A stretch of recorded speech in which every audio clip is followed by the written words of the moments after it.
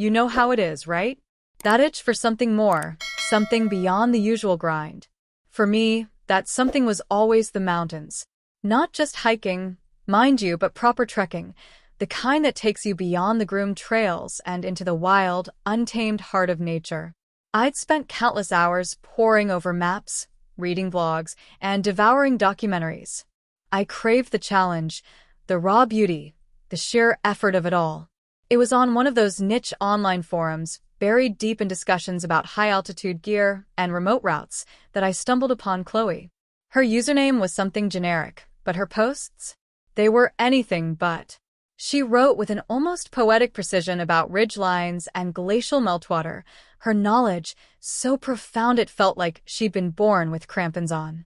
Her virtual persona was vibrant, full of an almost tangible energy, sparking with sharp wit and an infectious enthusiasm for the vertical world. She seemed to know everything, from the most obscure flora to the subtle shifts in mountain weather. I found myself drawn to her insights, to the way she could articulate the unspoken allure of the peaks. It wasn't just admiration for her expertise. There was a peculiar resonance, like finding a melody I'd hummed but never heard played aloud. Our private messages started innocently enough, just technical questions about specific routes I was eyeing. But those quickly spiraled into hours of chatting, a stream of consciousness about every mountain we'd ever dreamed of conquering. It felt like talking to a kindred spirit, someone who understood the language of exposed rock and thin air. We talked about the solitude, the fear, the sheer exhilaration. There was an ease to our exchanges, a spark that leapt across the digital divide. I found myself checking my phone constantly, waiting for her next message, a warmth spreading through me whenever her name popped up. One evening, after we'd been dissecting the intricacies of a particularly demanding high-altitude traverse, a bold idea popped into my head. It felt impulsive, a leap of faith, but also utterly right. You know, I typed, a nervous flutter starting in my stomach. All this talk about the Wind River Range. Why don't we just go? Together? I held my breath, staring at the blinking cursor, half expecting her to laugh, or perhaps politely decline. There was a pause, a long, drawn-out moment where the silence of my apartment felt amplified. Then, a message popped up. Really?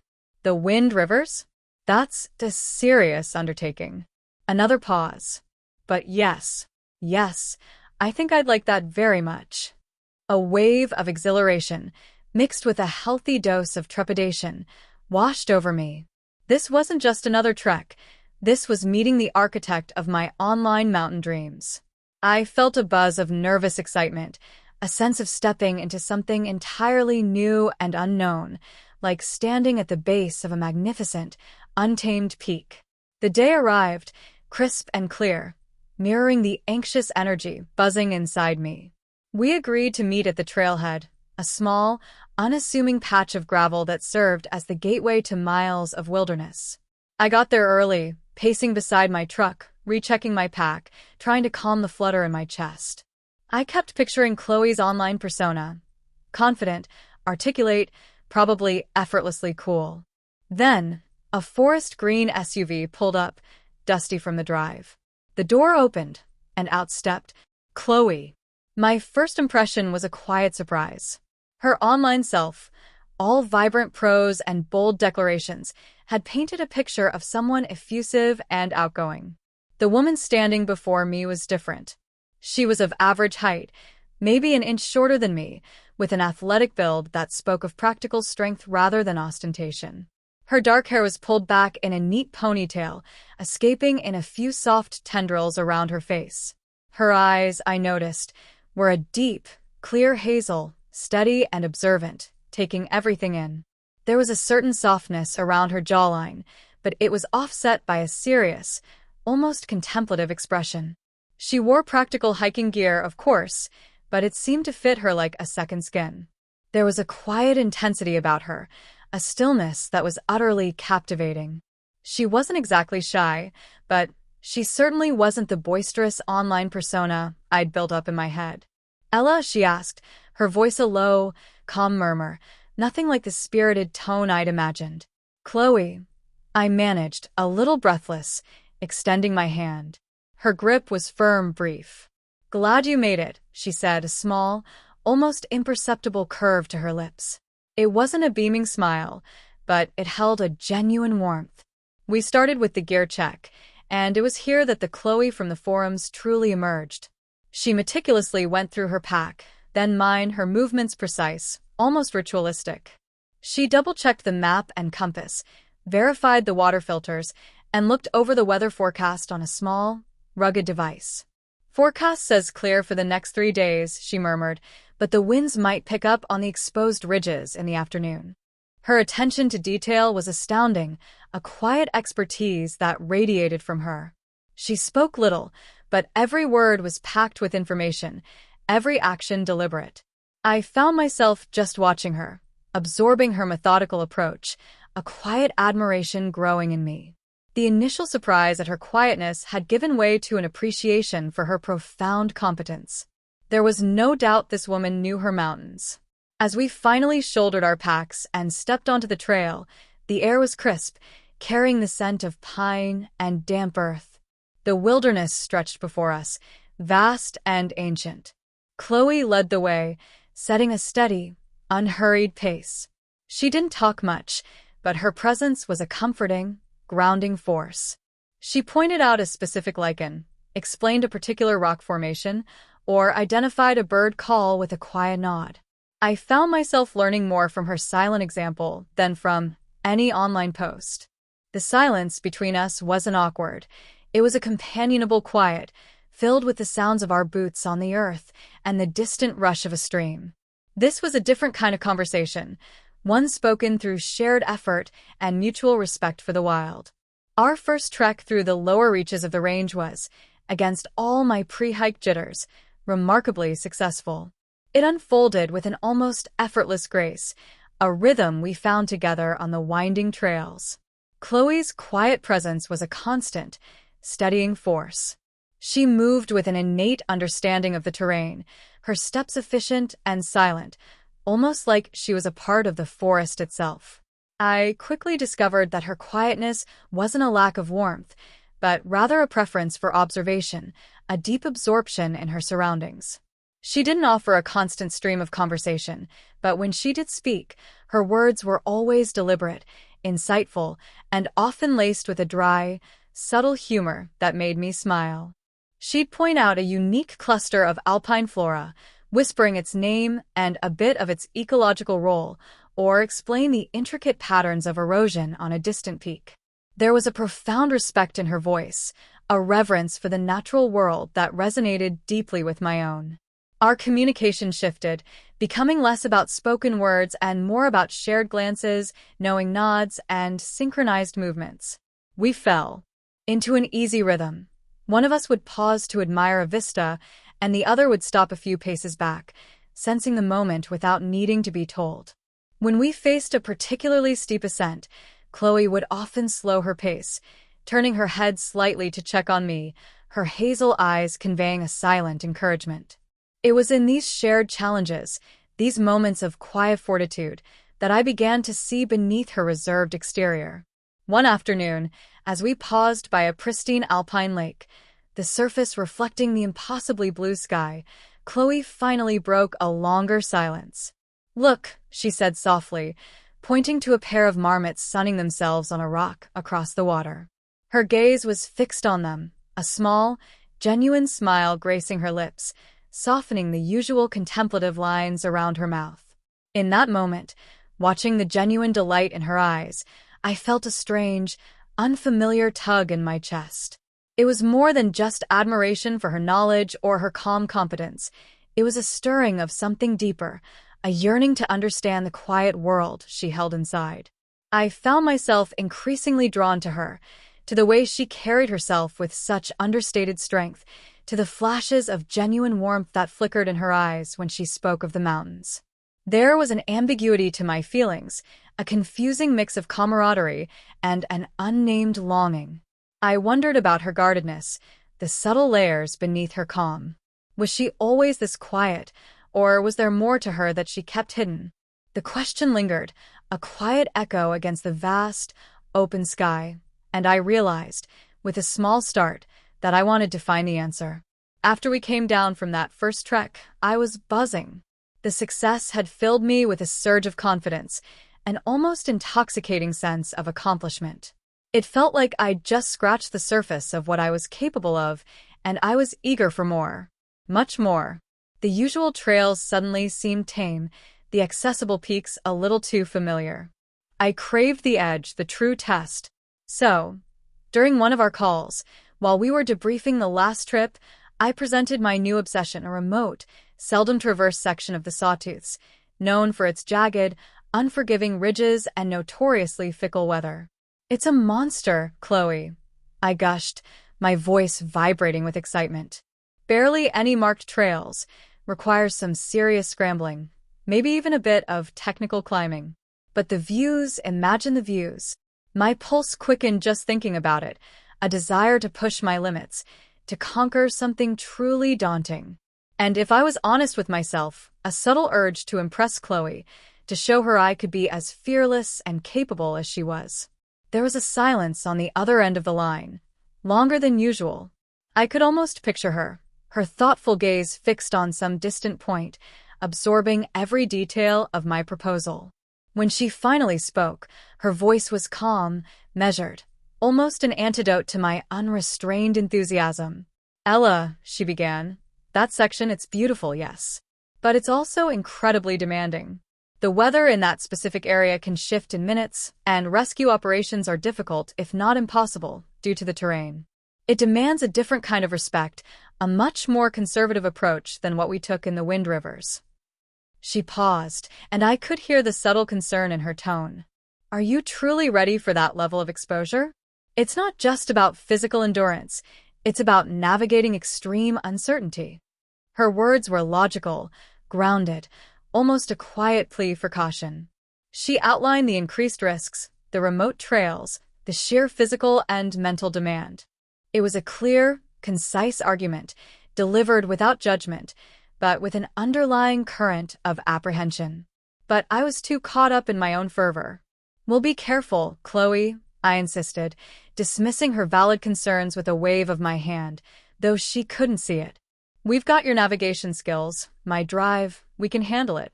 This is what we've been training for, isn't it? The ultimate challenge." My enthusiasm, fueled by a desire to push boundaries and a touch of youthful arrogance, completely overshadowed her measured warnings. I was convinced that with her expertise and my grit, nothing was insurmountable. A subtle tension, a barely perceptible thread of disagreement, began to weave itself between us. It wasn't an argument, not exactly, but a clear divergence in our approaches. I could feel her quiet resistance, her unspoken concern. But in my ambition, I pressed on, confident that once we were out there, she would see the wisdom in my daring choice. I wanted this, needed this, and I needed her by my side. We started the second trek under a sky that seemed almost too bright, too innocent. The initial days were, as Chloe had predicted, incredibly challenging. The ascent was relentless, the trails often disappearing into fields of scree or sheer rock faces that required careful scrambling. I pushed myself, relying heavily on Chloe's quiet guidance.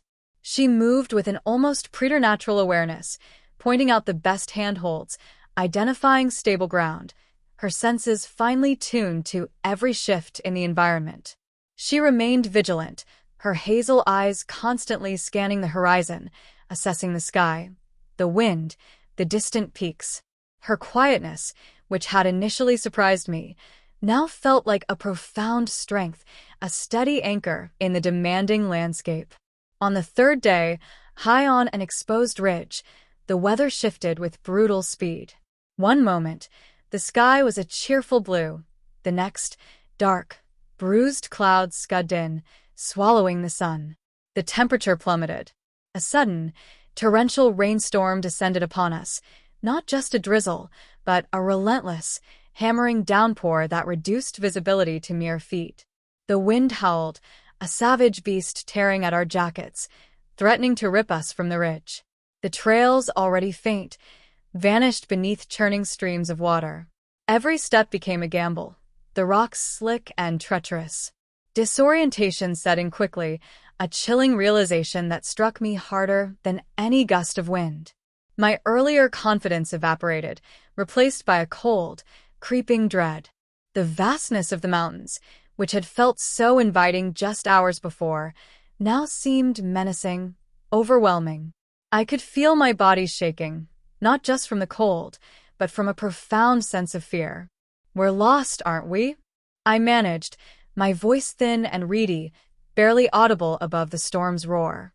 My breath hitched, a wave of regret washing over me. This was my choice, my stubborn insistence. Chloe, though her face was streaked with rain and her hair plastered to her forehead, maintained a calm exterior. Her jaw was set, her eyes focused, but there was a protective resolve that settled over her features. She reached out, her hand finding mine, her grip firm and steady. "Not lost, Ella," she corrected, her voice low but clear, cutting through the din, disoriented. "But we're together. I'll keep you safe, Ella. We'll find a way."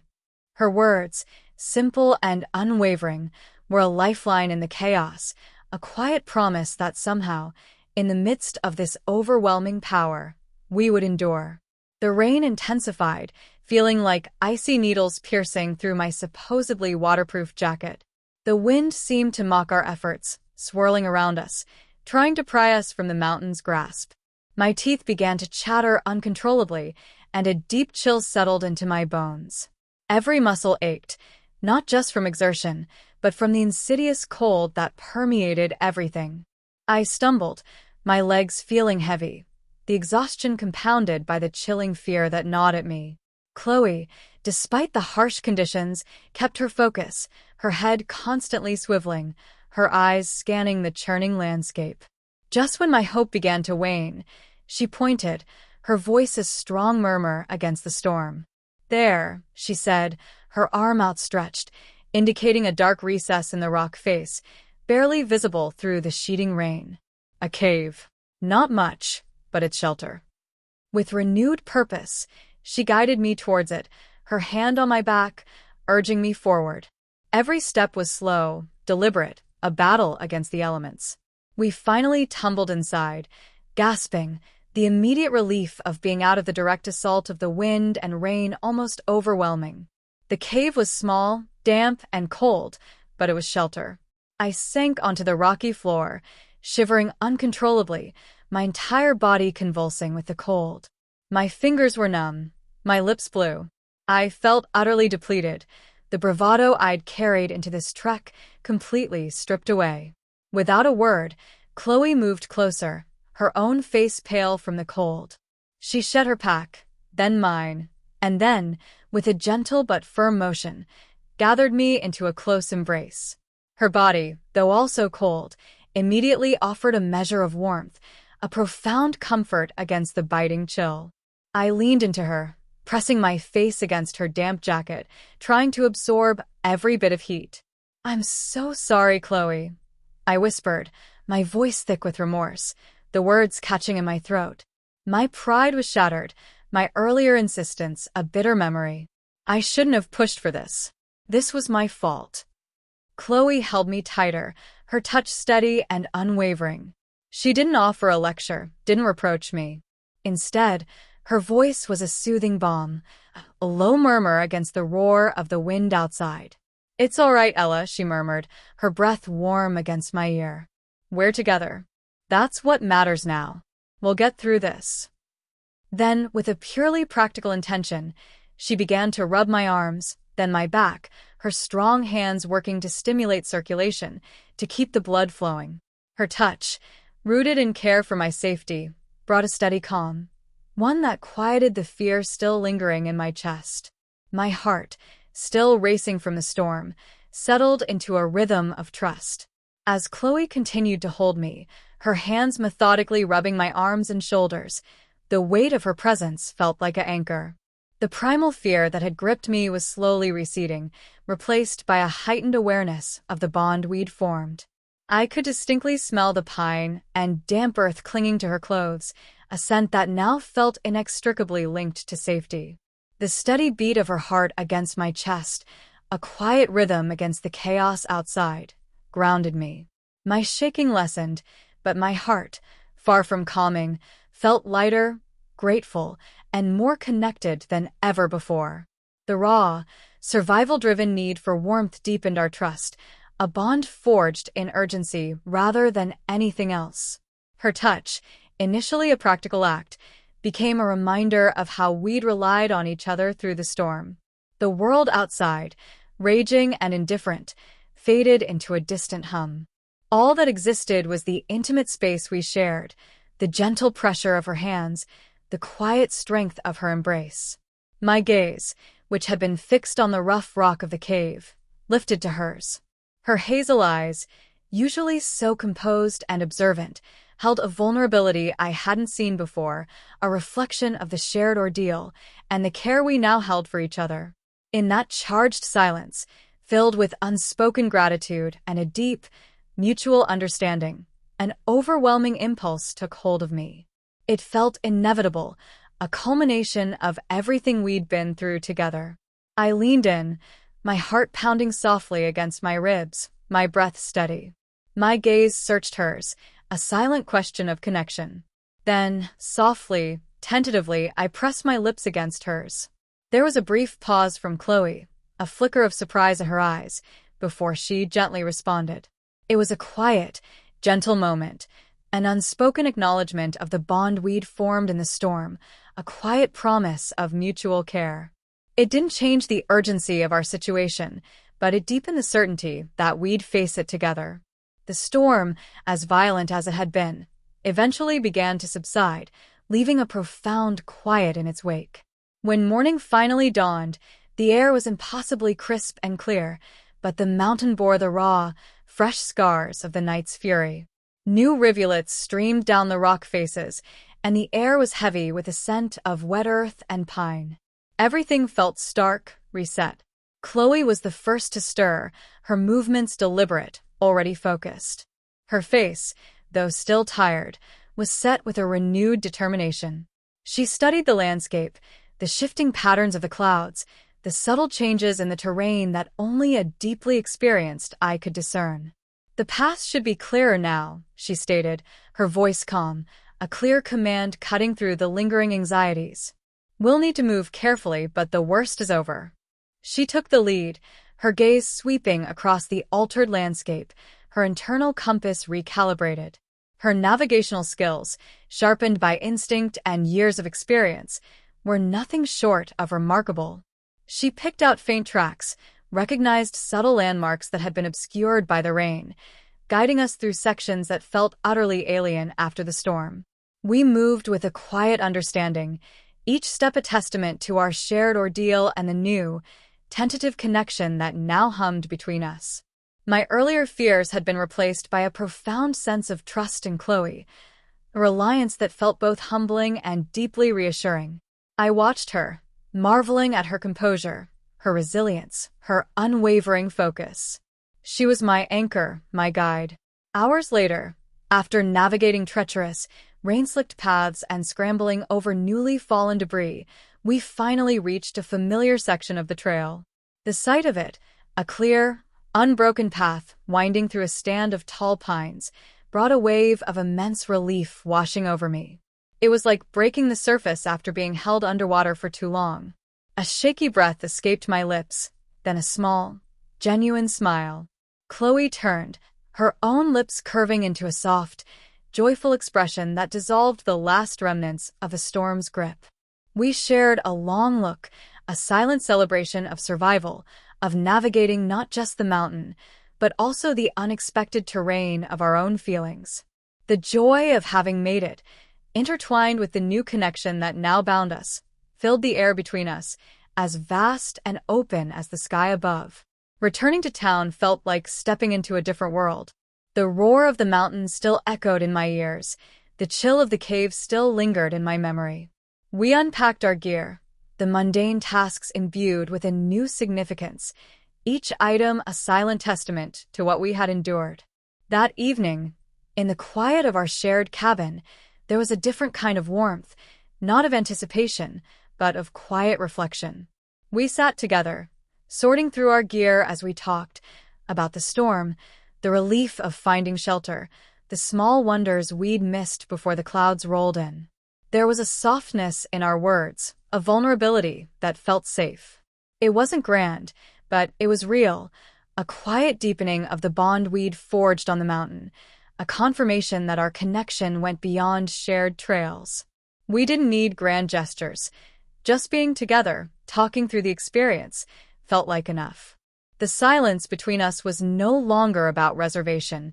It was about understanding.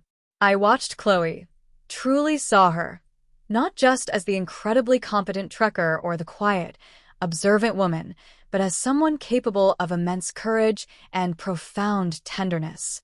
Her strength wasn't just physical, it was an inner fortitude that had protected us both. And I, who had always chased the next big adventure, found myself humbled, learning the invaluable lessons of patience, humility, and trust. Chloe, too, had shed some of her guardedness, revealing her protective nature and her deep capacity for connection. We had set out seeking a physical challenge, but we found something far greater, something that reshaped our inner worlds. Our journey had just begun, a new path unfolding before us, one step at a time, into a future as vast and inviting as any untouched peak. And so, our own climb had truly begun, one step at a time, into a future as vast and inviting as any untouched peak. Life after the mountains felt both familiar and irrevocably altered. The world still spun on its axis, responsibilities still called, but the lens through which I viewed everything had fundamentally shifted. The memory of the storm, the cave, the touch of Chloe's hand, the quiet sharing of vulnerability, it all lingered, a powerful undercurrent shaping my every thought. It wasn't just a trek anymore. It was a watershed, a dividing line in my personal narrative. I found myself less driven by the need to conquer the next impossible peak and more attuned to the quiet beauty in the everyday. The thrill of scaling a dangerous ridge had been replaced by a different kind of exhilaration, the profound joy of genuine connection, of understanding another person on a level that transcended words. Chloe had taught me that. Our relationship, too, had settled into a new, deeper rhythm. We didn't need to fill every silence with chatter. Instead, the quiet moments became sacred, imbued with a comfortable closeness that spoke to our shared history. A shared glance across a room, a subtle hand on my arm during a difficult conversation, a quiet smile that held a world of understanding. These were the new peaks we navigated, and they felt infinitely more rewarding. I remembered one afternoon, a few months after our return. We were in my apartment, going through old maps, a casual activity that once would have spurred me into planning the next daring expedition. I pointed to a particularly remote range. Used to think that was the ultimate challenge, I mused, tracing a jagged line with my finger. Chloe, sitting beside me, didn't immediately respond. Her gaze was on the map, but her expression was thoughtful, inward-looking. "It is," she finally said, her voice soft. "But a challenge isn't always about the highest summit or the most difficult route. Sometimes," she paused, her hazel eyes meeting mine, "it's about finding your way through a storm, knowing someone is there to share the shelter." Her words resonated deep within me. It wasn't a rebuke, but a gentle reminder, an acknowledgement of the lessons we had both learned. I saw how she, too, had opened up, her guardedness softening around the edges, revealing a tenderness that had been hidden beneath layers of self-reliance. She still held her quiet strength, but now it was interwoven with a willingness to be seen, to be vulnerable. The impulsiveness that had once defined me had mellowed into a more considered approach to life. I learned to listen, truly listen, not just to the roar of my own ambition, but to the quiet wisdom of others and, more importantly, to the subtle signals of the world around me. Chloe had been the catalyst for that change, her unwavering calm in the face of my fear, her protective embrace in the depths of the storm, had reshaped my understanding of strength and companionship. Our future wasn't laid out on a detailed map, but stretched out before us, an uncharted path with endless possibilities. We still planned treks, but now with a different intention, a more profound respect for the unknown, and a shared understanding that the greatest adventures often lay not in conquering the exterior landscape, but in exploring the rich, complex terrain of the heart together. It was a journey of continuous discovery, and I knew, with a certainty that settled deep into my bones, that with Chloe by my side, I was ready for any path that lay ahead.